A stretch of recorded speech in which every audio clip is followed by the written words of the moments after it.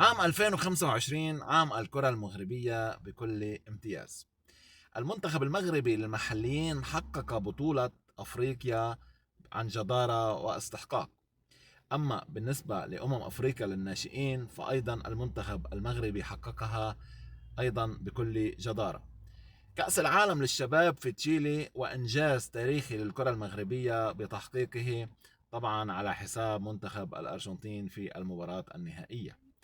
وحاليا المنتخب المغربي للناشئين تحت 17 عاما يخوض بطولة كأس العالم في قطر طبعا، وهو مرشح بعونه تعالى للمنافسة على اللقب.